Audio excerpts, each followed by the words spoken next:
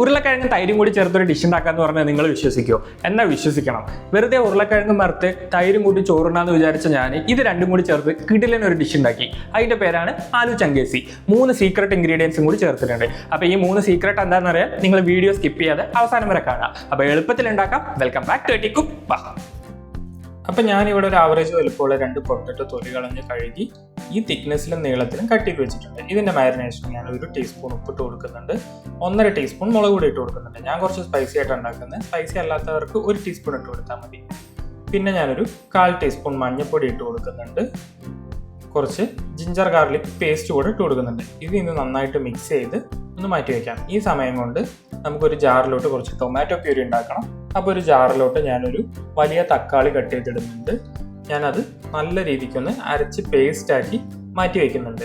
ഇനി ഒരു പാൻ ചൂടാക്കാൻ വെച്ച് അതിലോട്ട് എണ്ണ ഒഴിച്ച് ചൂടായതിനു ശേഷം ഞാൻ ഈ മാറ്റി വെച്ചിരിക്കുന്ന ഉരുളക്കിഴങ്ങ് മുഴുവൻ ഇട്ട് വറുത്തെടുക്കുന്നുണ്ട്.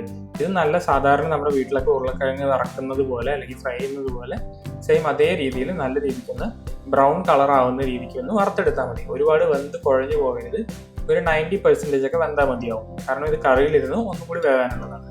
അപ്പോൾ ഈ ഒരു പരുവാവുന്ന സമയത്ത് ഇരുന്ന് ഓയിലൊക്കെ വറ്റി നല്ല രീതിക്ക് ഉരുളക്കിഴങ്ങ് വെന്ത് വന്നിട്ടുണ്ട്. ഇനി ഇതൊരു പാത്രത്തിലോട്ട് ഞാൻ മാറ്റി വയ്ക്കുന്നുണ്ട്.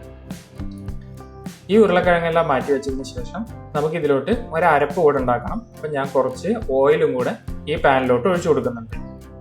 ഇനി ഒരു വലിയ സവാള നീളത്തിലരിഞ്ഞത് ഞാൻ ഈ ഓയിൽ ചൂടായ പാനിലോട്ട് ഇട്ട് കൊടുക്കുന്നുണ്ട്.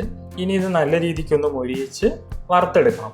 വറുത്തെടുക്കുമ്പോൾ പ്രത്യേകം ശ്രദ്ധിക്കണം, ഒരു സവാള പോലും കരിഞ്ഞു പോകാതെ ശ്രദ്ധിക്കുക. അപ്പോൾ ഒരു മീഡിയം ഫ്ലെയിമിലിട്ട് കുറച്ച് ടൈം എടുത്ത് വറുത്തെടുത്താൽ മതി. ഇനി ഇതൊരു ഫൈൻ പേസ്റ്റ് ആക്കാനായിട്ട് ഞാനൊരു ജാറിലോട്ടിട്ട് ഒരു 10-20 കാഷ്യൂ കൂടെ ഇട്ട് ഒരു 2 ടേബിൾ സ്പൂൺ തൈരും കൂടെ ഇട്ട് ഫൈൻ പേസ്റ്റായിട്ട് അരച്ചു കൊടുക്കുന്നുണ്ട്.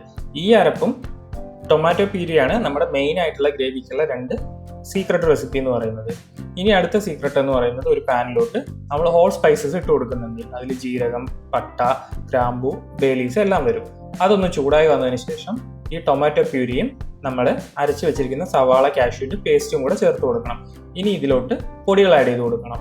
ഞാനൊരു 1 ടീസ്പൂൺ മുളക് പൊടിയും ഒരു കുറച്ച് പെപ്പറും 1/4 ടീസ്പൂൺ പെപ്പറാണ് എടുക്കുന്നത്, ഒരു 1/4 ടീസ്പൂൺ ഗരം മസാലയും 1 ടീസ്പൂൺ ഉപ്പും കൂടെ ഇട്ട് കൊടുത്ത് ഉപ്പ് പാകം നോക്കിയിട്ട് ലാസ്റ്റ് വേണമെങ്കിൽ ചേർത്ത് കൊടുക്കാവുന്നതാണ്.